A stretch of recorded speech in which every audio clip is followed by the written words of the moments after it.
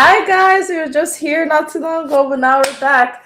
I hope you guys had a good weekend. It's the start of the week. I know Monday it can be depressing a little bit, but if you guys went to a con this weekend, if you guys had a good weekend, just think on that. And Monday's just the start of the grind. So I hope you guys had a good day regardless. And welcome back to the show. For those who may not know what this show is about, we talk to different creators in the community about their journey in content creation and how we can support each other better in the community. So today we have very special guests, Geekster the Super Nerd and the Archie Carter from the amazing nerdcore hip hop duo LunchtableLoaners. So if you're a nerd, a blurred, everything, geeky, nerdy, and you love nerdcore hip hop, they're the duo for you.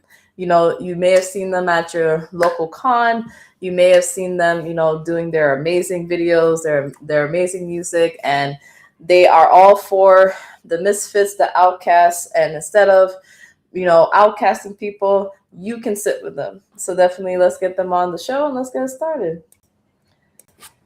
Yay! Come on. You can sit. You can sit with us. Absolutely. Hey guys, how's it going? It's going very well. We fresh smelling like Houston, Texas, smelling like AnimeVerse. So Yeah. Yeah. Definitely. You guys been on the move since the year started, man. And I'm glad that you guys both wanted to come together to talk about, LunchtableLoaners. I really do appreciate it. yeah, you had Geekster, then you had me. Yeah. We got both. So Definitely. So for the people that may not know who you are, introduce yourselves and what you guys do. Oh, I'll go first. Then. Okay. So I am Geekster the Super Nerd, Steve Urkel Jr. himself. Your favorite underdog, nerdcore hip hop artist extraordinaire, a lover of Whataburger and meatloaf. Yeah, I think that sums it up. and I am the Archie Carter, aka Nerdzilla, aka Gucci Mandalorian. I am one half of the nerd LunchtableLoaners. I am part of Attitude Era Podcast. I am the best nerdcore rapper alive. We have the best merch in the game, as you can see, Yes. and we just adopted another cat. So that's my life. That's what life is for me right now. Conventions and cat dad things. I saw the cat too. That is the most laid back cat I've ever seen in my life. That's the first cat. You saw Mango. You didn't see Goji.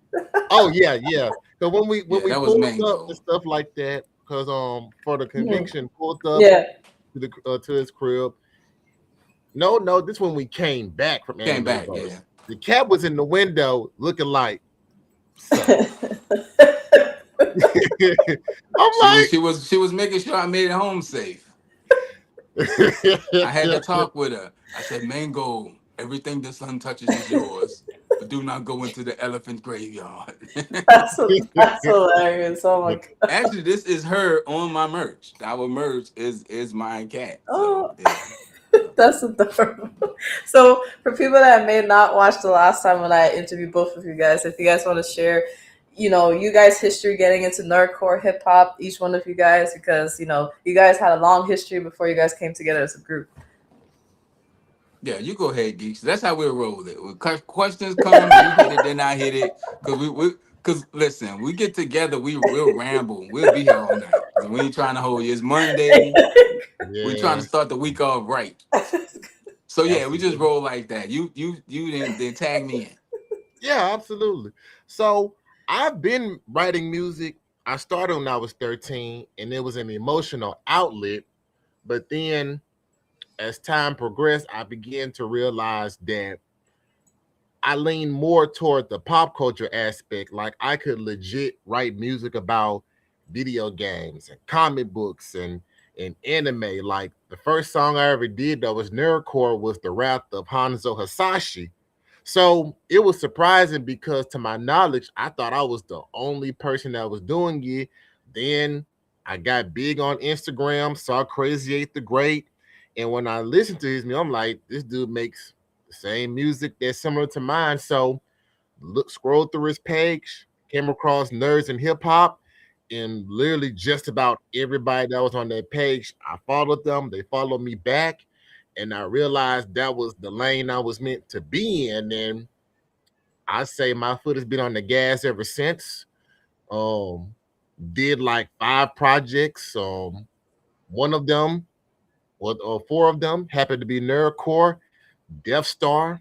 I did a whole mixtape that discussed the whole presidential campaign of Donald Trump using Star Wars references. Art of Fighting EP, which is my personal favorite because the whole mixtape, the whole EP is about Art of Fighting. Then Final Fight the mixtape because once again, one of my favorite video games, and I just released my mixtape, the Nemesis Project, which is my all-time favorite because Resident Evil was the video game that got me into science. So I've been rapping ever since I was 13, but I say for like 7 or 8 years I've been strictly nerdcore. So it's been an amazing journey for me. It really has. I got a question for you, Geekster. Okay. What were you rapping about at 13 that wasn't nerdcore? So this is funny. What I would do was a lot of cover songs. I remember. So what I would do, I would find, because I was a big Boosie fan, I still am. What I would do was find the official instrumentals to his songs and rap on them. Like I was an angry child when I was younger from the bullying. Okay. So I would take Boosie beats and rap on them, Boosie or Webby, and all of that. I just wanted to know because I never heard that part of the story, so I just thought that was interesting.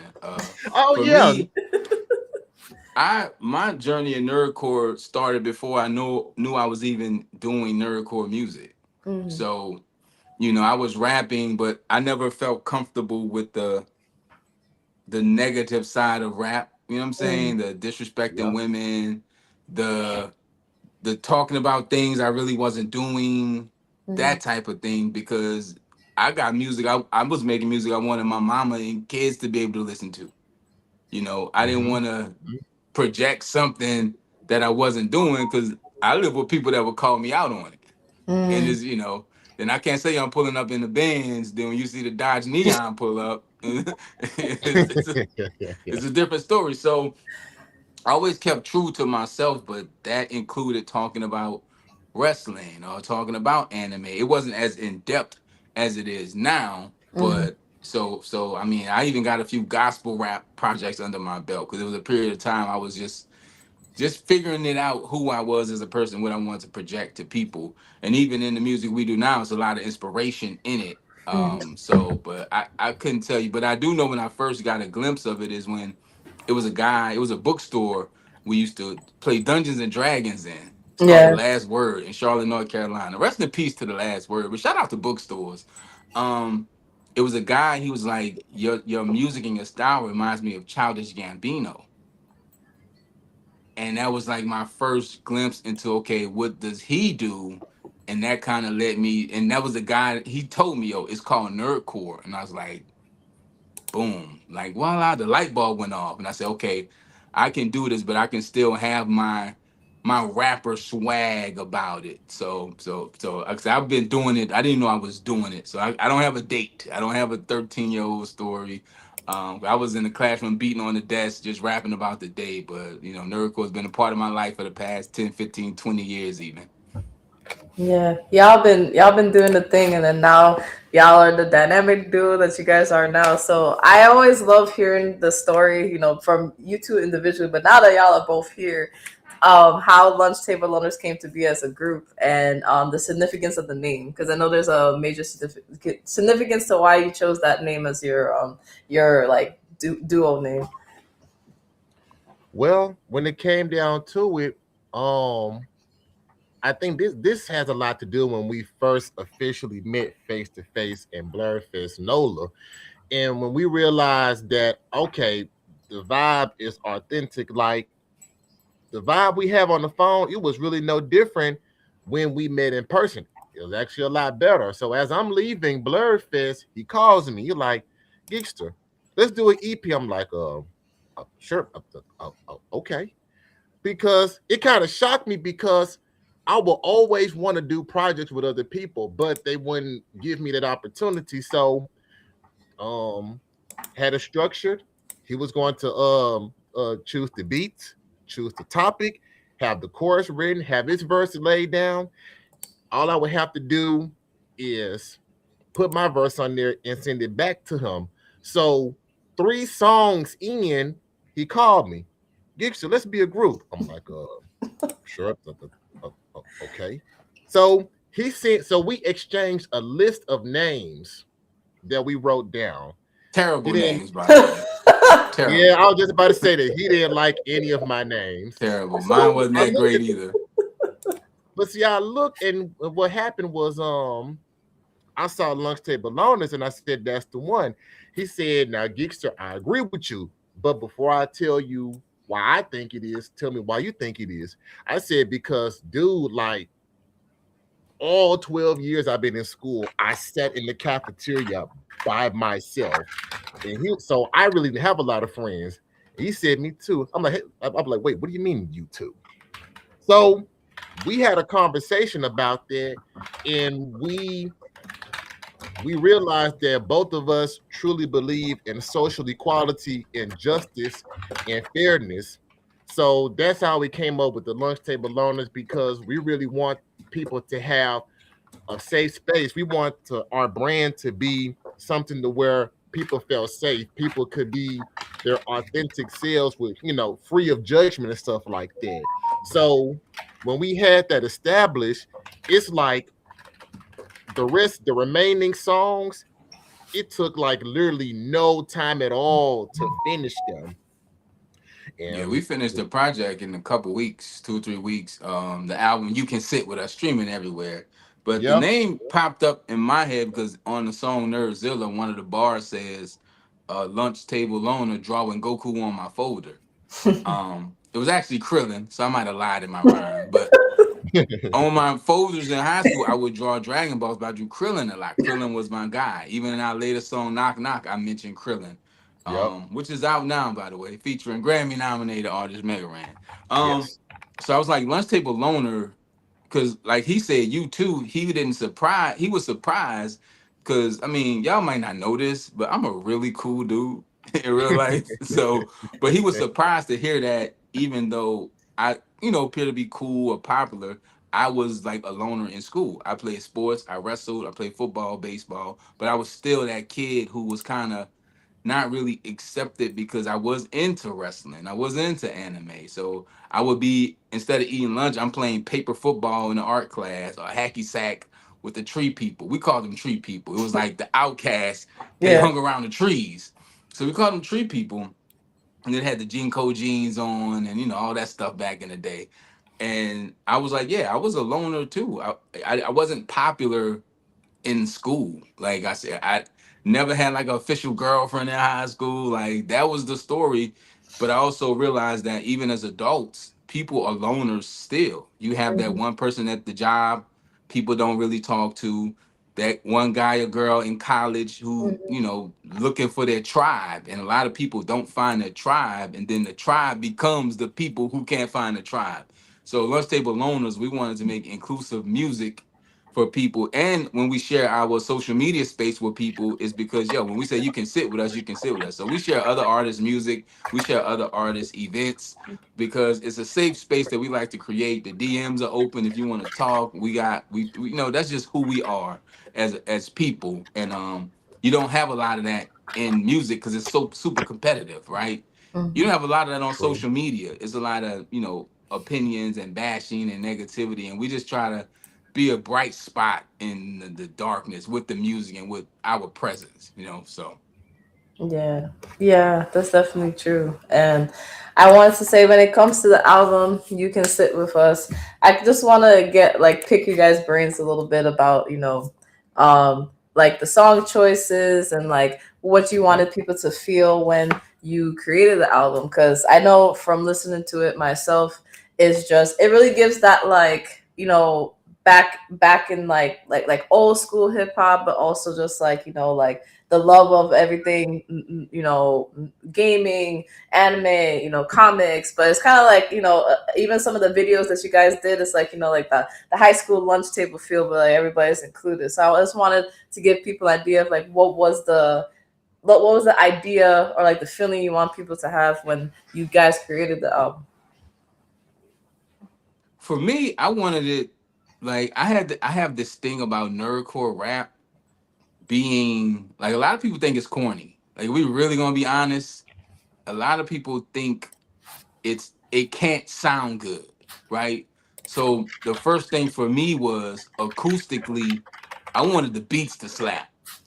I said, Yep. yo, this production got to be hard because in working with Geekster, his music is very specific to what he's talking about. Like he has an album about Resident Evil, Art of Fighting, Final Fight. So they're specific to that. And I said, bro, you got talent, but you need some jams and bops so we can go to the conventions and perform. He did So say that that. was the feel of it. The Yeah. feel was to feel good and make music that people be like, yo, yo, we could play this in a club or radio because a lot of nerdcore kind of pigeonholes themselves into the other side of that. So first of all, I was like, yo, if it ain't jamming, I ain't doing it. Yep. But we Yep. can Those were still his put words. the nerd sauce on some music that sounds good. And that Mhm. was number one for me. And he was okay with it. Yeah. Yeah. And the nerd sauce was thick and creamy too, so that was the best part of Little Alfredo. You know what I'm saying? Little Alfredo. it. But also it challenged Geekster as well because he's never done anything like this. Mhm. And then he told me, Archie, honestly, a critique of mine, people have told me is, yo, if you did pick better beats, you Mhm. would be probably further along. And Mhm. Yep. again, that was one of the reasons I wanted to work with him because I felt like he didn't have anyone really around him giving him that criticism, but delivering it in a way to where it's digestible and not saying, yo, you pick bad beats, your beats suck. It's like, no, you need to find a better way to perform or deliver. And we did, and we just did a bunch of stuff at Animeverse and it all worked. But if you want to go through the album song by song, we can give you a little something how we came up with it or the thoughts. Yeah. Yeah. I'm down for it. Because I think first is what Nerdzilla.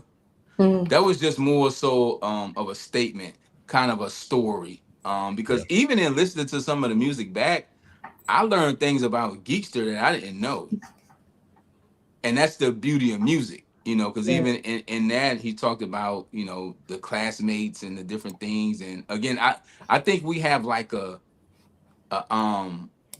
outcast thing going on. You know, they said Andre was the poet and Big Boy was the pimp. We kind of got a two sides of the coin thing going on here. Yeah. So, and it works. It just works. But Nerdzilla was, come out strong, little grab your attention because that beat really grabs people's attention. But then we get into kind of the backstory. So that's like the first track. Then we go into Bounce Like Boma, which I just wanted a feel good bouncy track. Just to get into that and Geeks, you can talk about that if you want to. We'll go back and forth. Yeah. I would say I had fun with that one. And really, the title made it easy to do my verse because really, I wrote my song from the perspective of Vegeta actually shooting his shot at Bulma.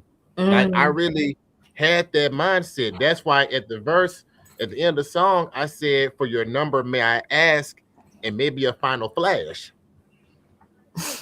So thinking from that moment, and when I've told people at conventions, especially Louisiana RetroCon, they really liked it. There are some people that said that Bounce Like Boma was the song that really caught their attention. So I really say it was one of those songs that caught lightning in a glass jar, I would dare say. Yeah, we just did anime verse and we had like the audio video guy, I believe his name is Ace. He was like, yo, that song is a slap. Like it goes so hard and it works. And that was the reason for it. Because I know when I go to conventions, I want to grab your attention. The Mm-hmm. beat's gonna do it, and if you just so happen to listen, you're gonna like what you hear. I think the third song is Anime Cafe. It just was I wanted to give something to people that they could sing along with. So the hook, at the anime cafe, and it's just kind Yep. of a story.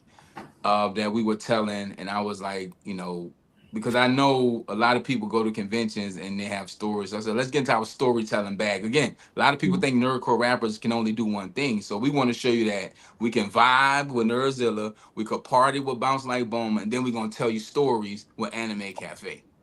So then after that is what Chop Block, I believe, right? Mm-hmm. Wait, I wanna give my side of the story when it comes to Anime Cafe. Yeah. My verse was based on something that actually happened because Mm. at Blurred Fist, I actually went on a literal date. Literally went on the Mm. date, and the date went so well, I Mm. decided to use the material from that and wrote a song about it. When I Mm. said when I said in my verse, your smile and your dress, I'm loving the way you wear them. Can you make shadow clones? I'm trying to make this a hero. That was the mindset I had when I went on that date. So it was rather easy. Now the honey butter biscuits covered in strawberry jam and the macchiato latte with extra foam. That part didn't happen, but it I'm gonna still stop you sounded right good there, Geese. Geese is lying, everybody. Listen, to me. we just went to Anime Verse. When you left our hotel, it was a Jolly Bee across the street, and you Uh-huh. could see the NRG Center where we were performing at. Yep, yep, yep, We went yep. to Jolly Bee for dinner. I Uh-huh. said, Geekster, I've never had it before. I've always seen it online. People put the gravy on the chicken. I didn't know what it was. And so I said, Geekster, dinner on me. Let's just get the family meal. It was like a 6 piece and two sides. That's enough for us, right? Mm. Geekster said, nah, Archie, I'm gonna try something else. I said, okay, do your thing. So I look up and Geekster's walking out the door. I'm like, where you going? Oh, I'm gonna go try that restaurant over there. I said, why, Geekster? They don't have what I want. They don't have any 10-piece buckets of chicken. I said, Geekster, you gonna eat 10 pieces of chicken? He said, yes. Yes. And so it might not have been honey butter biscuits and macchiato lattes, but the boy has an iron stomach. I don't know where he puts I'm the crying. food. And he called me one day. He's like, Archie, did you know you can get 12 biscuits from churches for $3? I was like, what? I was like, why Like do you ever 12 need bucks. 12 biscuits? 12.99. There's no situation on earth where you ever need to eat 12 biscuits, but he does. So so after about Anime Cafe is Chop Block, Yeah. which is a song again.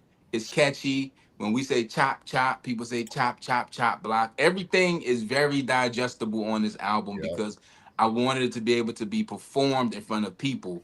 So we do chop block, and it's kind of about blocking out negativity, chopping off the things that don't serve you, but doing it in a fly way. And Geekster, this is one of the songs I really think Geekster got me on. I don't have a problem admitting when I've been defeated, and he got me on that one. But Chop Block's amazing. Little known fact: yes. while we were shooting the Chop Block video, Geekster broke my foot. Yes, I remember you saying. So if you could do me a favor, go to YouTube and watch the Chop Block video because I bled for that for y'all.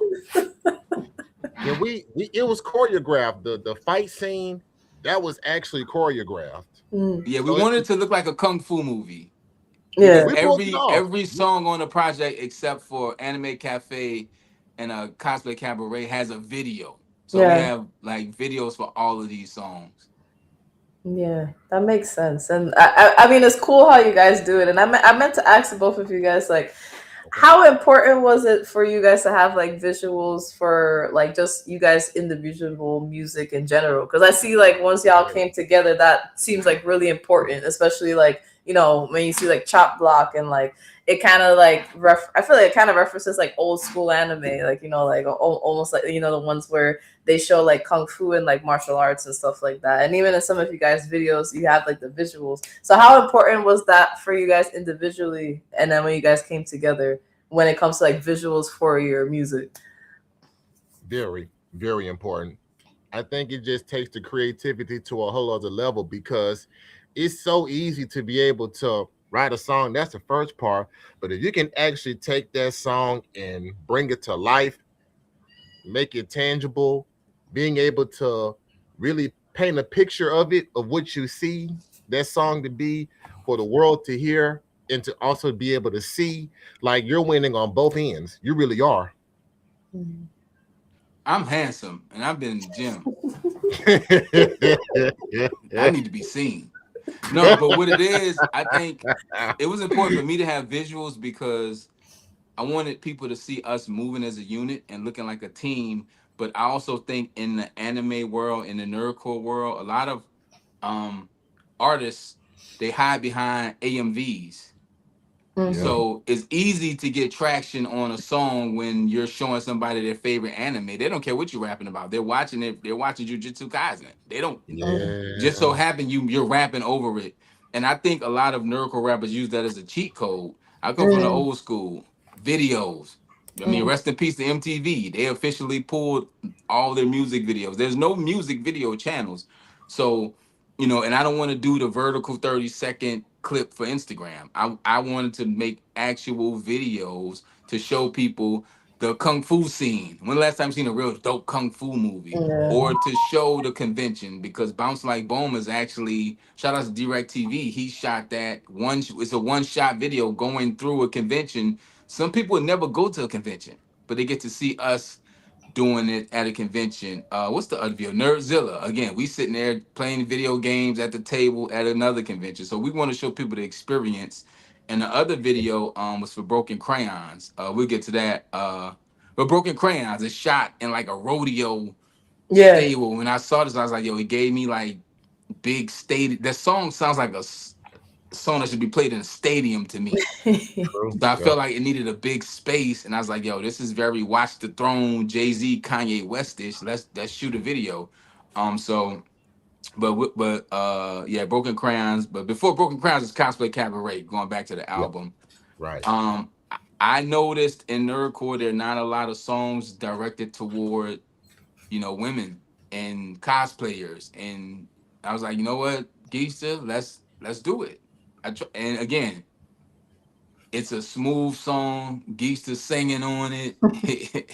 He's doing his best Fetty Wap impersonation, and it worked. It surprised me when he sent the verse back. I was very surprised at it, but it gets people moving and it works. And it talks specifically to the cosplayers again. Hot glue assassin, DIY Bay. I watch you dye the fabric. You worked on it for 3 weeks. Like I really get into what someone does to prepare for a convention, and then Geisa just gets into the party. He's he gets the party going. So again, it's the two sides of the coin. Every song has that dynamic from the both of us, where I might be talking about the party, but he's talking about something specific. Or I'm talking about somebody's experience, and he gives a different view. So you get a lot in these 2-3 minute records that we doing. Yeah. Right. Yeah. That's definitely true. And Uh, oh yeah, what are you Oh gonna no, say? Geeks, the Broken Crowns, his last song. My favorite song is probably the most important one. Mhm. Yep. When I was thinking about that one, and I automatically knew what Mhm. he was talking about when I heard the chorus. Mhm. So, and I say I like that one too because a lot of people feel they have a sense of uselessness, very low self-esteem, Yeah. and that spoke to me because I can say more times than I can count, I was in that dark place, Mhm. really lacking in confidence, self-esteem, borderline non-existent. But I have no idea how. I think my music was one of the reasons that kind of kept me my head above water, metaphorically speaking. Mhm. But I think it takes a lot. And I think with a song like that, what I was hearing is my verse has to be able to tell people to love yourself, learn how to love yourself, tune out the noise, and to understand that the opinions of others should not determine your worth as a Mhm. human being. So that's why I said in my verse, life ain't picture perfect, but if I keep sketching, then I'm doing my duty. I Mhm. manifest what I write. I feel like Rudy to booty. So when I said that, it's like a whole lot of references. I thought about people that literally manifested. When you think about Sketch Turner from Comic Zone, Mhm. the villain that he sketched ended up somehow coming out of that comic book panel, roles reversed. he's drawing all these villains to try to end him. So the same way Sketch Turner was trying to control the story, I felt that too, trying to keep a sense of power and balance in your personal life. Even with Rooted to Booty, Chalk Zone, if you know, you Yes. know. So I use all of those components to be able to really get that message to where you can control your own personal reality. And I think it came out great. No, yeah, I definitely did from what I heard because I've listened to most of the album like at least one or two times already. Nice. Yeah, that's the song that stops the convention. Um, Mm, we had a guy recently at Animeverse. He was mm, working. He walked by. He stopped and he ran to the stage. And he was like, "Yo, that's what people need to hear. I like that." And then Saturday, it was a young lady there. She was just smiling the whole time, nodding her head.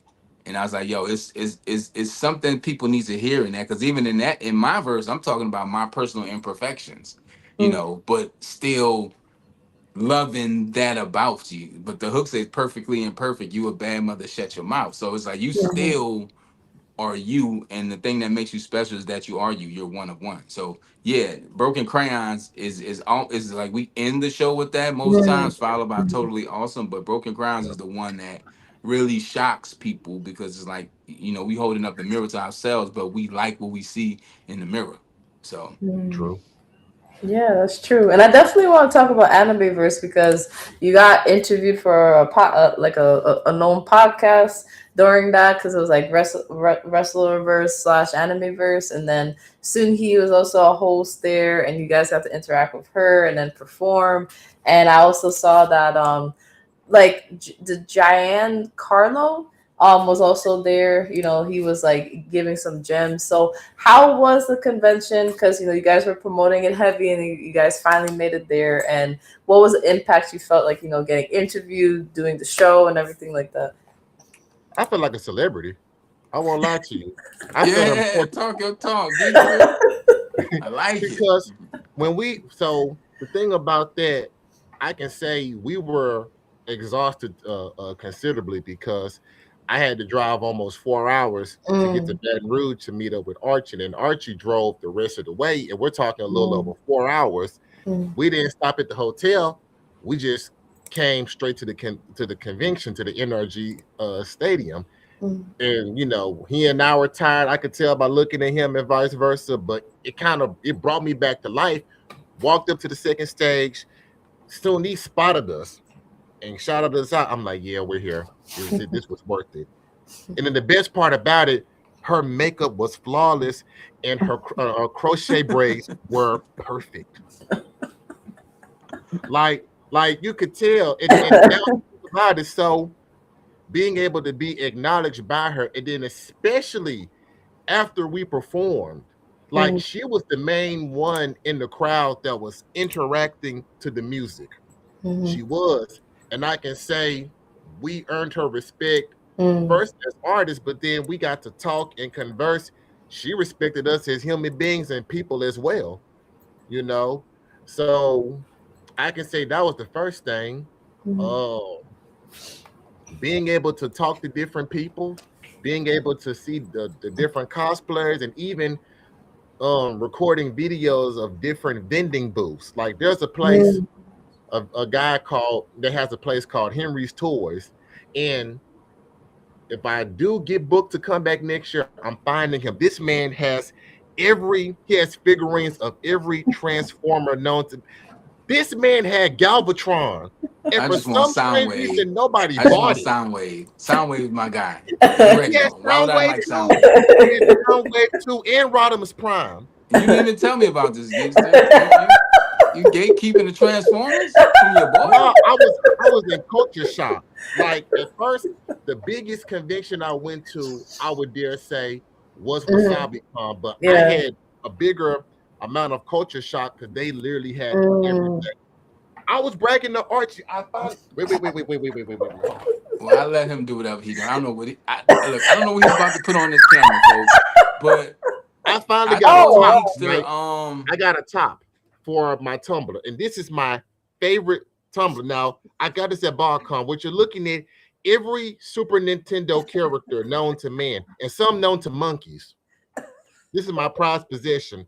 Like whether I'm doing studio sessions or I'm walking or anything, I always have this with me whether I'm drinking So coffee or future any Geekster kind of kids, beverage. that will be passed down for I'm dead. generations.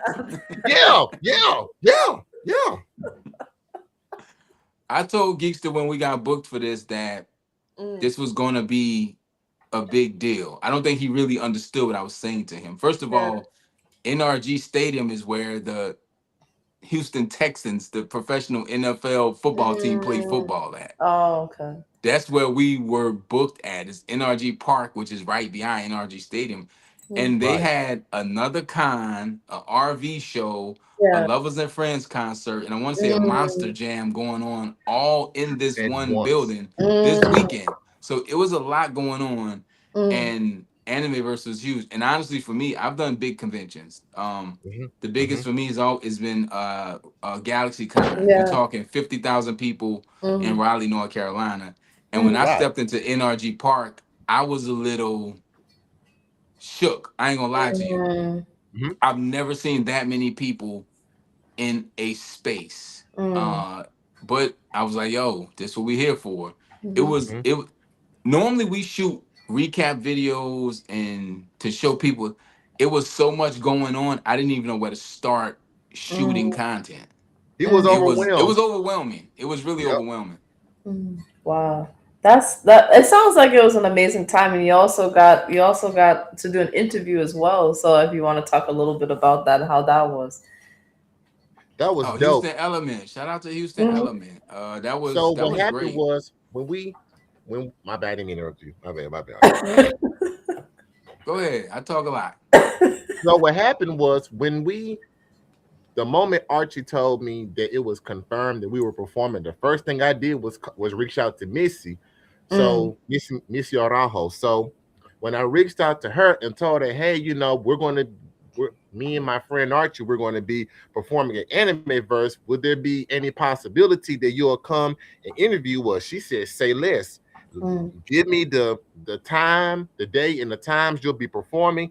I'll mm, be there. So originally she was supposed to be there Friday, but she got called in for work. But mm, she said I would be there Saturday most definitely. I didn't have to question it. mm, I already had a good personal relationship with her prior to then, because mm, she interviewed me when I was at BotCon. mm, So here's the thing that's funny about it. I was performing. Now, mind you, in most cases, I don't wear my glasses. I wear my mm, sunglasses when I perform. mm, So, mind you, I'm focusing more on my performance. I could not see a thing. So mm, I didn't know she was in the crowd until we got finished performing, and she was up on me. I'm like, when did you get here? I've been here. Oh, what's up, Missy? So, Archie was like, that's Missy. I was like, yeah. She was recording throughout the whole performance. She caught so many clips of us. So how I knew she became a fan, she didn't mm. even ask. She asked, well, she already had questions set up Yeah, Yeah. they sent as over far as like what to ask her. 15 questions. She didn't ask none of them because she was At so caught all. up. She was caught up Like, in the moment and she Yeah. really enjoyed the show. And she Mm, gave me a lot of feedback that I don't say I necessarily needed to hear, yeah. but it confirmed the things that I put into the music intentionally. She Mm, mentioned them specifically, and I was like, mm, it works. Like I have a really good ear for music, mm, and I think and knowing what I can rap on and sound good on, and timing and pacing, mm, and Geekster just trusted me with that. That's why the project works, and it was a lot. It was a lot because, I mean, it's Valentine's Day weekend, right? yeah. It's Mardi Gras in Louisiana. I'm from New Yeah. Orleans. Mm, My family's at the parades. They sending me videos and pictures. mm, I'm trying to be cuddled up. mm. And I'm in a hotel with Geekster while he eats 3 plates of Filipino food. in my defense, all of that food was delicious, and I was hungry. But it was a good it was good. Yeah, it was a lot. I actually saw some people from some of the wrestling companies I work with there, just there walking by the interview, and I was like, "What you doing here? What you doing here?" I'm like, "I just performed." Yeah. Um, and then you had like the Wrestleverse, which is a big part too. You had legends in the building: Ron Yeah. Simmons, Mankind, Kane, Jerry Lawler, Sergeant Slaughter, even the newer guys: Zilla Fatu, Booker T, Karrion Cross. Like it was going on and on. Like you mentioned, Juan Carlo was. It's anybody you could want to see or you were a fan of was at Animeverse, and it was a huge deal for us to be equals because we were there working too. As soon as we walked in the building, we got recognized, and that made me feel good because when you walk into the entrance, there's a line that goes all the way down there, then it curves all the way down there and turns again. It was I Mm. heard at the opening on Saturday they clocked 15,000 people just at Oh the wow. opening. Just the Mm. opening. That's Sounds the about right. first Yep. hour of the day. You talking 10 o'clock. So who Yeah. knows what the total count was at the end. But I Mm. know for 45 minutes on Friday and Saturday, we had the attention and we had them rocking. So it was a great time and we had great performances. And listen, all you rappers who think you want to do a 45-minute hour long show, Yeah. hey, I want to see it. It's work. It's Yeah. work. And we did it with straight vocals. Everything you heard was our voice. It wasn't no backing tracks.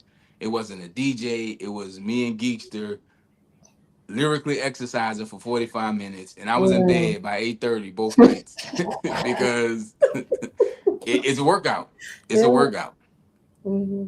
Yeah, that con like because you up at like 7, you're doing all that stuff, and then plus you up before. Yeah, I don't blame you. Like 8 o'clock, like I'm just done. I got a song called Ten Commandments. The first rule: wear your most comfortable shoes. Mhm. You're Mhm. gonna be aching. It's a lot, and that building, like I can't even describe the space. I want to know the square footage of it myself because it was probably the largest building I've ever been inside of, and it was everywhere you go was something going on. Mm. Mhm. True. So but it was smooth. There was no problems, none that I was aware of. And if you went to Animeverse, you definitely got your money's worth. That's awesome. Maybe one day I might go. One day I might go. If not, if probably next year. Hopefully, we'll see. It's well, they travel with the show because my first Mm. time with them, I believe, was September in Baton Rouge. Mm. I did Animeverse Baton Rouge, but it was the first year there. So Yeah. it was in the Raising Cane Center, which is a much smaller venue, but it's still a large space. And I Mhm. was like, let me see if I could get to Houston. And Mm. they were like, come on. I think they do Pittsburgh, Mm. and Yep, they do. they do a Chattanooga, few other Tennessee. cities. I can't call them exactly right now, but Animeverse travels. I think the Mm. next show they on to the next one, and Mm. hopefully we'll be on with them. So it was a great time. I had a great time. I was almost sad that we didn't get booked for Sunday because Mm. we had such a good rapport with Soon Yi, Mm. with her, and then recording with her, and then her hosting, like, and then Ace, the audio visual guy, and all other performers. You there with people for 2 3 days, you build a rapport with them. True. Mm. So I was like, "Oh, we got to get Sunday next year. So we got to go for the three-peat next year, Geekster." I'm all Yeah, for it. I'm all for it. Shit. definitely. And I hope you guys are excited for just another cosplay contest because you guys are also performing there. And how did you guys get the opportunity? Are you guys excited for it? So I Just just another asked. con. That's the Geekster thing. I had to perform, and what happened was, they said they need another performance slot. They said if I had like another group or anything like that could perform, that would be dope. And I said the LunchtableLoaners could do it. They said okay. I asked Archie. He said yeah. So we'll be performing at 12, and I'll be performing at 4. Yeah, the Lunch Okay. Table So Owners are opening the show and he's mhm. closing the show because I'm Okay. Yep, booked for another event that night. So I'll be doing a lot of traveling that day. Mm. But yeah, yeah. I gotta show up for my man because not only is he performing, he did the theme song. So And that was exciting too. And this is going to be my first ever paid gig. So I definitely have to pull out all the Mm. stops on this one. Mm. oh Okay. man. Don't go too crazy. Keep your shirt on. That's something that I want to ask. Like, how do you guys? Because like, I feel like because you guys individually travel and like get booked for a lot of things. Like, congratulations, Geekster, for I believe Magnum Marvels and Morsels is coming up in Yep. August, and Yep. then you guys both do like have separate gigs and then together. How do you guys balance it and like try to like promote Lunchable Owners while you guys are separate and then come together? How do you guys plan that out? Because like I could name so many conventions y'all been to apart and then together, but like we would be here for like hours of a track. It's really, we kind of just see what we have going on. That's why on the top of our page is pinned Lunch Table Owner Performances. I don't have a personal Instagram page Yeah. anymore. Everything I do musically is through Lunch Table Owners. Mm. So because for the exact reason you said, trying to balance a wrestling Instagram page and a personal Instagram page and a Lunch Table Owners Instagram page. Oh, by the That's a way, lot. all these things need TikToks. Oh, by the way, this is Yeah. it's in the I don't like, my Facebook is deactivated. My The Archie Mm. Carter IG is gone. Mm. Um, I just really is I'm focused on the loaners. So anything that comes from me is through the loaners. I have individual stuff going on, but it's still as loaners. But Geester has his own thing. We just talk. He said, "Hey, I got this," because he asked me about Mango Marvels and Morsels, and I was like, I don't want to travel to San Antonio. Mm. It's just like I like going places. I just don't like traveling. So, Yeah. Yeah. Yeah. and Yeah. Geeks is going to go. He's going to go. So it's not as hard as it could be, Mm. but it does get a little tricky sometimes. And I told him, because even there's been some shows he's done that he Mm. wanted me to be a part of, and I said, no, that's your thing. You go do that Mm. yourself, because I don't want Yeah. you to lose your identity Mm. as Geekster in the Loners, because I'm okay with just doing everything as Archie from the Loners. So Mm. Okay. Yep. Yep. so just a little bit of planning and booking, and he's saying, hey, I'm coming, I'm going, and then I'm able to move kind of fluidly because I have like a great support system. Like, my lady is she's a big part of the reason why I'm able to move how I'm able to move, and she keep me straight. So That's good. That's good. And I feel like it's working out so far because I feel like individually and together you guys are getting known and everything like that. And specifically for Geekster, because I saw it on the LunchtableLoaner page, but just in general. Shout out to my guy Black Spartan 615. You were on his GB podcast. How was the podcast? I had a lot of fun, and the reason why I say that is because um I came across Black Spartan when I was interviewed on Blur's Eye View, Yeah. and when I had that, and it was familiar faces. I already talked to Chris Fury, had a good Mhm. relationship with him, have a fantastic relationship with Montel Sensei. Black Spartan, he became a fan. So when I spoke to him, it felt natural, like when I go to Blurred Dot Radio, it had that vibe as well. Mm. Very engaging, included me in all the questions, and people were genuine fans of the music. All Mhm. it took was like 2 songs, Mm. because he said they were yet to hear them, so they played Under the Umbrella. They played What Are We Doing? And just those 2 songs were enough to have everybody a fan. But one of the other co-hosts said, I became a fan of you Mm. based off the Art of Fighting EP. Mm. Had nothing to do with the Nemesis project, but I said a win's a win. A win's a win. You Yeah. know, so I win is a definitely win. had fun with Black Spartan. Yeah, yeah. Shout out to as they say on Blur's Eye View, the Deacon deadlift. Yeah, because the man could probably lift a truck. Oh wow. He just be in the gym. He tags me in the gym workouts because I also work out as well. But yeah, they call him Deacon Deadlift for a reason. Deacon Wow. Deadlift is crazy. That's a crazy name.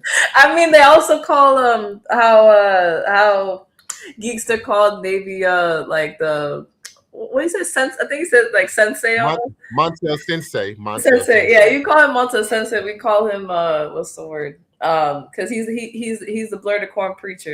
He's the preacher. Oh wow. Yeah, Let's talk about there's a lot of lore when it when it comes to their podcast. But I actually watched that interview. Geekster does a lot of podcasts, yeah.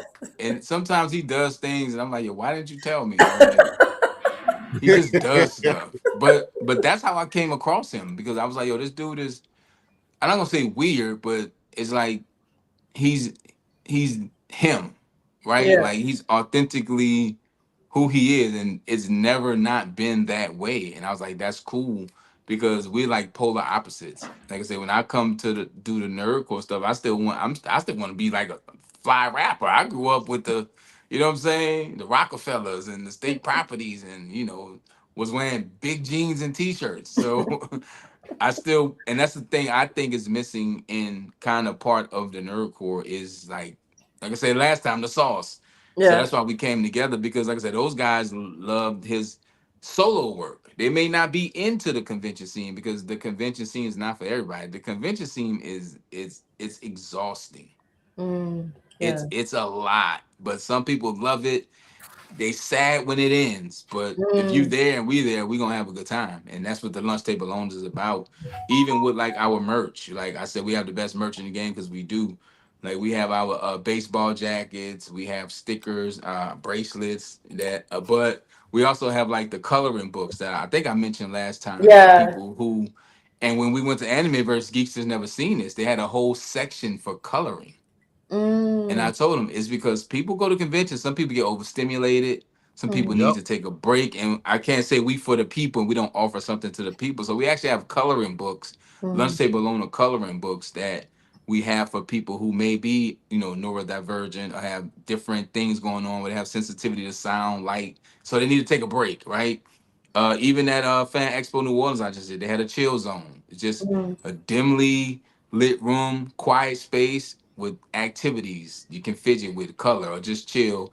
Because we like to hit all aspects of people. I said this on the Houston Element podcast. When you go to a convention, you might have a little kid, 2-year-old kid dressed up as Anna from Frozen, and a 65-year-old man dressed up like Master Roshi. mm. We have to find a way to connect with all these people. And again, you have people from the LGBTQ plus Yeah. community. You have Mm, people with different parts of the scale, autism scale. You have people with different special needs. So we can't be up there offending people, yeah. saying the wrong thing or giving the wrong message. Mm, So when we get booked for conventions, we take it serious, but we also feel that that convention trust us. So we mm, show up and we deliver and we give a good show because that mm, crowd we had at Animeverse was mixed. It mm. was, and then it was people It coming up was. to us afterwards like, yo, I enjoyed that. That was cool, different. So you don't know who the fan is going to be, but like I said, when we say you can sit with us, we mean it. So we try to have something for everybody. Yeah, that's definitely true. And I love that you guys do is Free Love Day, whether it's like certain, other Nerdcore artists or other cosplayers, other creators. So what inspired you guys to do that for Lunch Table Loners? I always like you guys to share the story. Now that you guys are both here, I can hear both perspectives at the same time. You go ahead, Geekster, if you want to. Well, it was an idea that Archie came up with, and I say that a If lot. y'all don't Some, realize by now, I'm a genius. yeah, I'm a genius. I am a genius. because we had a conversation The about this. genius I don't come say for free. true, true, serious inquiries only.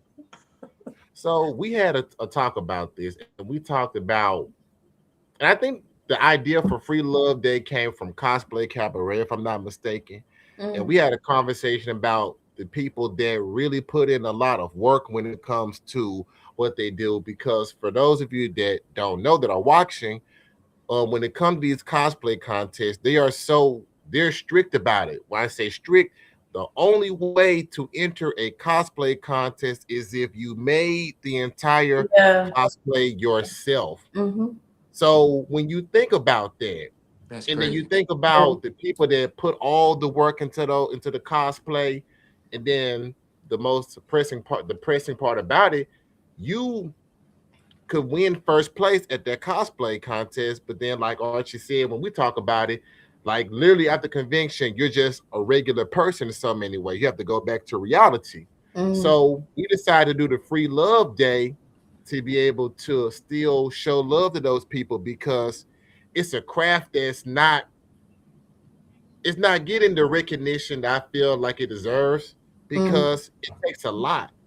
mm, Being a seamstress, and then it's so serious that there are panels that yeah. people have dedicated to finding out the fabric that you need to really Mm, make this certain outfit come to life. yeah. So Listen we to decided Cosplay that, Cabaret on You Considered Us. We Yes. explained it all. yeah.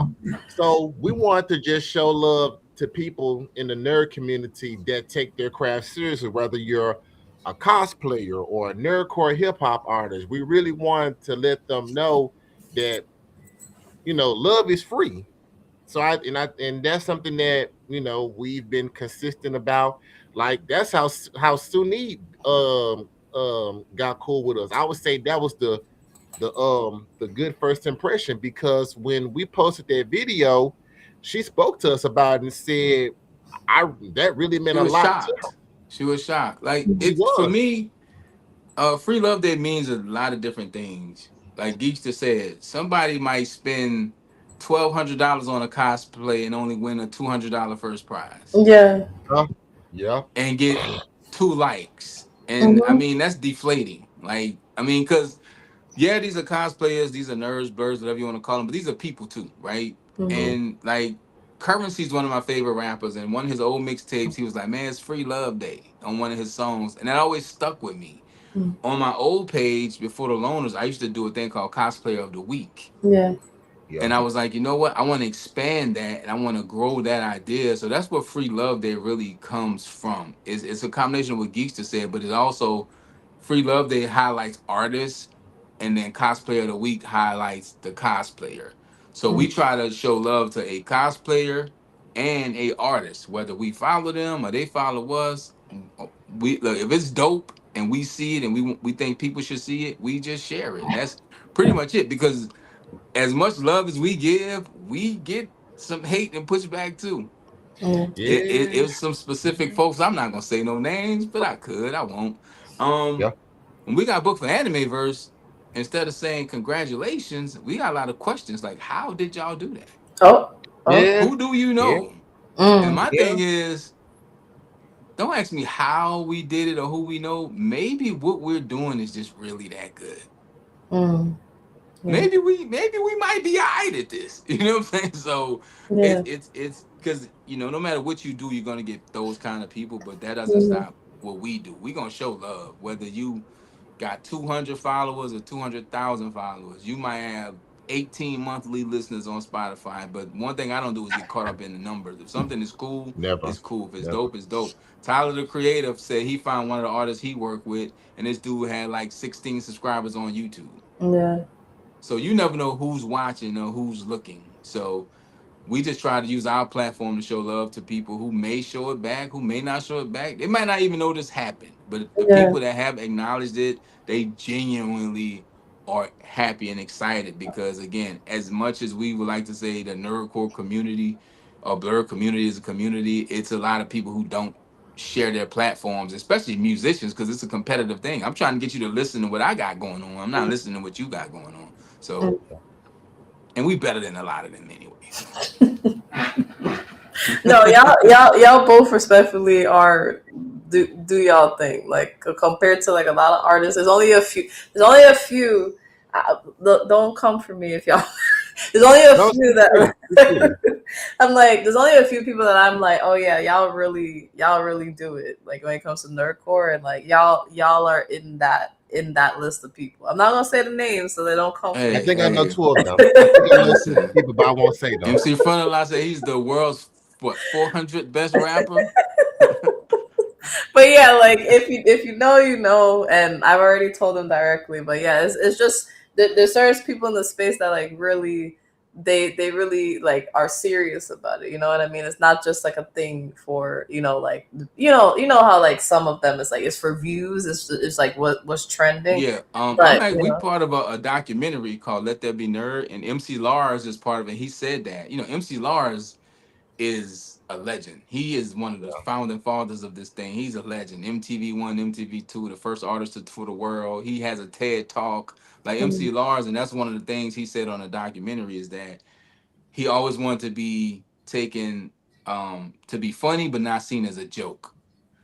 And that was his thing about nerdcore. A lot of people just rap to be like, haha, I'm rapping, Mm, this is cool. mm, But you were a joke, you were being taken as a joke, but not. yeah, So that's a part of it too, because we take it, very seriously. That's why the things we post look the way they look and sound the way they sound, because mm, we're in competition with ourselves, even because our last thing has to be better.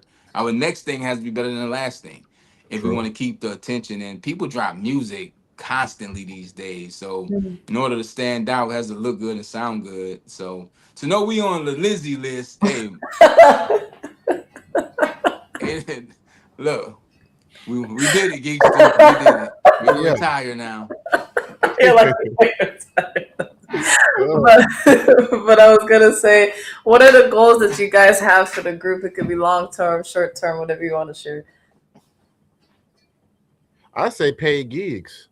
Yeah, I Listen, yeah, just say yeah, Geekster right. trying to get that. What the kids say, money on. Yeah. yeah, because when we saw it, and I think I got a glimpse of how far this could go and the longevity when we performed the Louisiana RetroCon. And we performed that, and even the owners of the convention said we've never heard anything like this. And Mm, it's like once again, history was made because we were the first nerdcore hip hop artist slash rap duo to We're perform the this. first at a lot of places. We would Yeah, Anime Verse. yeah, We were the only rappers at Anime Verse the whole weekend. We were the mm, first at Louisiana Retro Con. We're gonna be the mm, first at just another con. So if mm. any of you rappers get booked after this, you're welcome. yeah, yeah, Yeah, yeah. yeah. And I But for can me, I say, think it's and that's something me and Geekster are really working on, because I probably have a 10 year, 15, 20 year head start in music on him. Mm, yep, So I've built value in the Archie Carter, right? yep, mm, Um, from working in radio for 10 years and being on, Attitude Era podcast, like my name has, got a little weight to it in mm. certain circles. You know what I'm saying? I'm not saying around the world, but so Yeah. I have built value. I have gotten paid for shows. And he's at that point, which is always a hard part for artists, Mm, is finding that value and not being afraid to have those conversations with people about your value and what you want. mm, right, So you do the grind work. Again, like I said, I'm really not moving too much if it's not, you got to at least cover my travel. yeah, Because when I that's do a fair. convention and I found out that it was 60,000 people there over the weekend and y'all made $20 million pumped into the city, mm. there's no reason I should have had to buy a plane ticket. Yeah, that's And these are the conversations I have with people. It makes some people uncomfortable. Some people don't reply to my emails, and that's fine. But I know my mm, value. There's mm, a convention going on in Texas mm, that I've been trying to be a part of, but I know I'm no longer interested because mm, I saw that they lost their sponsorships. I'm mm. not saying names, but I Right. also see they have like 30 performers performing over 3 days, and Oh. I know none of them are getting paid. So I just see Mm, 30 people who's doing a favor, and I don't want to be doing favors at this point in my life in my career, True. because you know I love my son too much, and my girl smell too good to be leaving the house for free. Yeah. So it's just one of those things. I remember, little brother said that. He said some Fonte, like these promoters want to book us for a bus ticket and a dinner at the Waffle House. And I'm like, yeah. as an artist, I mean, and because you're an artist, you create, you have merch and product, that putting value on yourself part is hard for anybody. Mm-hmm.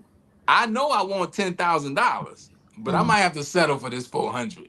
And mm, I know what I put into this. So that's what Geista is. So when he said serious inquiries only, he talking about that money. My boy like to eat. He gonna order 3 plates. He like to eat. And it don't take much. Like I said, if we can at least have the conversation about money, because even with conventions, I like to build a relationship. My first time places, I'll do the freebie, but I say, hey, I want to build a relationship with y'all. This is about building a relationship, not about that. But then when I see the success of the event next year, next time, we got to have a different conversation. And I feel a lot of people and artists don't have that conversation. They're just so excited to do the thing, Mm-hmm. that you don't realize that the thing is going to cost you $800. Yeah. Yeah. Mm-hmm.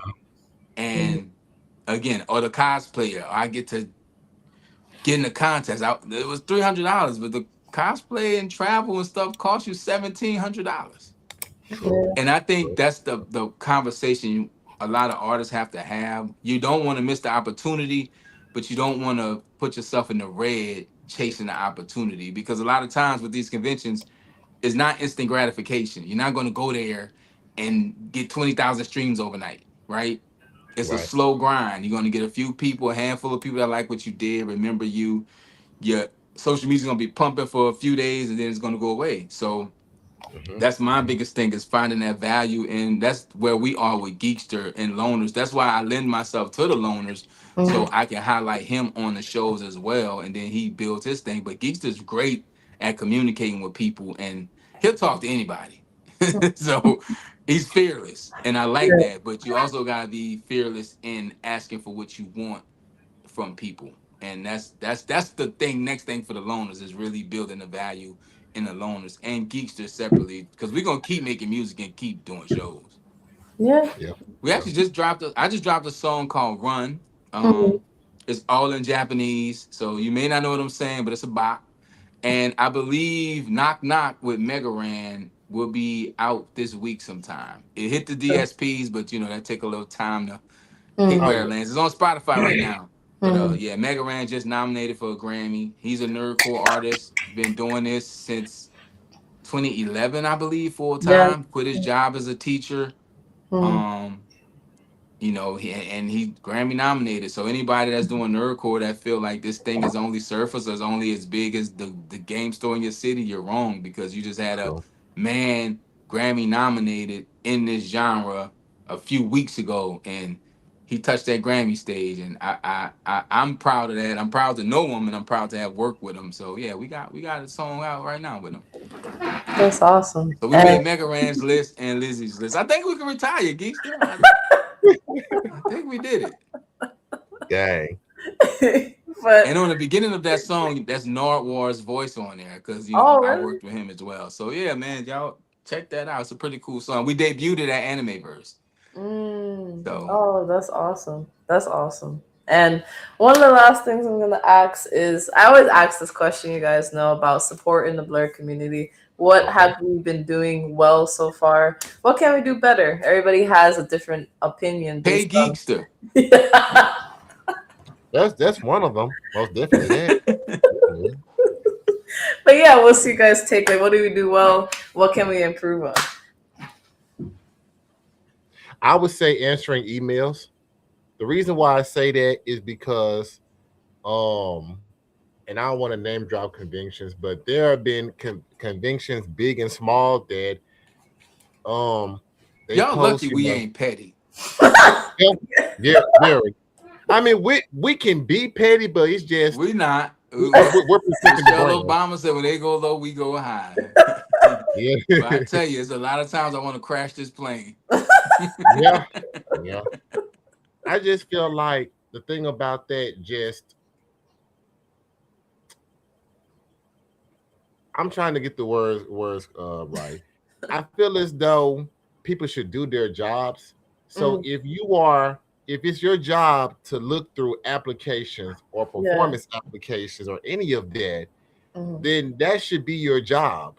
You mm, know, don't have it to where we apply for a cosplay contest or a performance application, and then when you email us to notify us that we got our application and we see at bold letters in the bottom, we cannot guarantee that we will get to your application.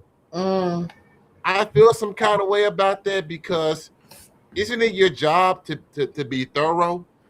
And yeah. then think about all the people that are willing to make those sacrifices or could be able to have a particular something that could really contribute to that convention or that festival, but you've denied them that opportunity because you don't want to take their job seriously.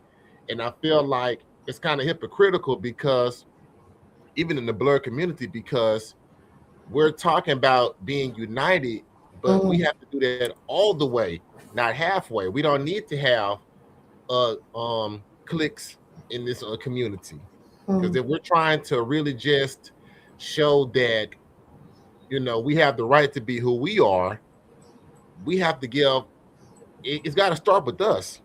We can't expect people on the outside to respect us and take us seriously and see us as a unit Yeah. if we're divided. A house divided by itself cannot stand. So that's my thing on that note. I like the vision. Oh no. Oh, God. Well, a part of that is, it goes back to pay. I don't want to make this a money thing, but a lot of Mhm. times when you have conventions, most of those people doing those jobs are volunteers. Yeah. So if somebody you ask for somebody to do something for free, they ain't gonna do it to the best of their ability. That's just the honest part Yeah. of it. Yeah. I think what the community can do better is just be a better community. Like be there for people. Right. We wear the number 11s on our gear for Squid Kid, Yeah. like rest in peace. Mhm. Um, it's just a thing that like the outcast shouldn't outcast. Mm. Thank you. That part. And that's the sad part of it. But I Yeah. said get better at the business side of it. I mean, but also what I tell people all the time is what I preach is stop making yourself small to fit in places you don't belong. A lot of these places you don't belong and you fighting to get in, you're not supposed to be in. You can't put a round peg in a square hole. And know your value, and put value on it. The community needs to value the community, because when you go other places, like when you walk into Hot Topic and you buy those two for Mhm. 45 t-shirts, you don't bat an eye at it. When you Yeah. see somebody's set up at a booth and they trying to Mm. get the same thing, like you Mm. questioning it. Don't question my quality. You don't question them people. Don't question me. It's Mm. Right. it's just that thing. But that's just a human thing, right? You feel like, Mhm. oh, just because I know this person or they're like me, I should Mm. get this. But just because you're that same person, you should praise them and uplift them and support them. That's what we do. Again, that's why I said you can sit with us. I said the loners ain't for everybody, because we're really inclusive and we spread love. Like that's it. You'd be surprised how many people don't do that. Yeah. And I mean, so again, I don't know. I'm not part of the community. They don't really bang with me too much. Mhm. But I stay booked and busy. So Yep. I don't know. Maybe I'm doing something right. Maybe I'm doing something wrong. I don't know. I don't look at numbers. I don't look Yeah. at the views. I don't look at the comments. Like I don't look at it. I try to block it out. Geeks on the other hand, he's fanatic. It's gonna drive him crazy. He has a nice full head of hair. He won't have it in a year or two looking at the comments and the numbers and the emails. But what I do, I'm big on communication. So even when I do get those emails like he mentioned, I ask people, yo, what can we do better next time? Because I don't want to apply again. I want to apply right. So Mm. just having the communication and building value. But the community is the community. It's going to be pros and cons to everything, unfortunately. But I know what con he talking about. Yeah. Yeah. We're gonna get there one day. Blur, blur con. Yeah, yeah, Shout out to yeah. Sky Blue. Now listen. Sky Blue's an excellent choice. Sky. He's on my album Good Karma, by the way. So yeah. Yep. So. But it's one thing. No, what? I'm not. Next episode. Next episode. Next episode. Next episode. I gotta bite. Gotta hold my tongue sometime. No, no, yeah, you're good. But I was gonna say, it was a pleasure having you guys, and I just want to give you guys a chance to plug in where you want people to follow you, keep up with the new music, all the different conventions and performances you guys are gonna have. Geekster. So on you. Okay. Well, I will be at Just Another Con this Saturday in August. I will be at Manga, Marvel, and Morsels. There might be some more conventions coming up. I put in God knows how many applications, but if any of them say yes, then you'll definitely see an updated list on the loaners page. I'll say on Facebook, Instagram, YouTube, all streaming platforms. Just type in Geeks to the Super Nerd. Even SoundCloud and Audio Mac, Geeks to the Super Nerd. Twitch, Geekster Super Nerd. I'm actually going to get back into gaming. Now that I kind of got a momentary break, I can be able to get like a 8 terabyte flash drive, and I can be able to re-download all the games I bought, plus the Castlevania collection. They actually have that out right now, and the Mm. Mega Man collection. So I'm about to get that. Might stream that, and yeah, that's pretty much it. If you want to book me, well, if you want to book us as the loaners, go to the loaners, serious inquiries only. And I'm also partnered with Anime Enthusiasts United. They're Mm. a booking agency that gets nerdcore hip hop artists like myself and voice actors booked. So if you want to book me, reach out to them. Once again, serious inquiries only. Yes, and that's pretty much it. Me, I'm on the Loners page. That's pretty much my primary social media. I am part of the Attitude Era podcast.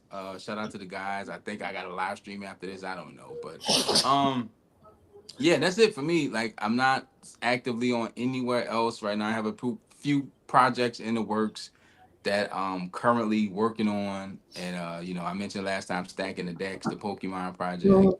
We just released Run that came out, I want to say this weekend. And then Knock Knock with Mega Ran is out now on Spotify, should be on Apple Music by the end of the week. As far as me, I'm just working on what's next, trying to figure out what's next for the Archie Carter as a solo. I think I really want to get back into voice work. So I Mm. have a video background, 10 years of that. Music's gonna always be there. I think if I stop making music now, I still have a catalog good enough to where I can still perform. I have my Good Karma album. I have my album in Japanese, Tokidoki. My Fallout album, Eternal Sunshine of the Voltec Mind. My LunchtableLoaners album. Like, I really have a really solid catalog. You can find all that under LunchtableLoaners. And yeah, I think that's it for me. My Pro Wrestling 225 stuff I do in the wrestling world. Yeah, so we just staying busy and out the way and trying to keep geeks to fed and off the TikTok shop. He loves the TikTok shop. I got my tripod off there, and I got a really cool book that'll teach me to learn Spanish in 60 days. So far, I know the word trabajo, and I know all 7 days of the week Work, in Spanish. Yep, work, yeah, yeah. yes, yes. And you learn and you know how to say lasagna, right? Yep, pastel de carne. Pastel de carne. Yeah, but you could catch us, like, keep up with us at Lunch Table Owners, LunchtableLoaners, and that is me, the Archie Carter, and that guy Steve Urkel Jr., aka Geekster, the super nerd. And we made Lizzie's list, so top that, rapper.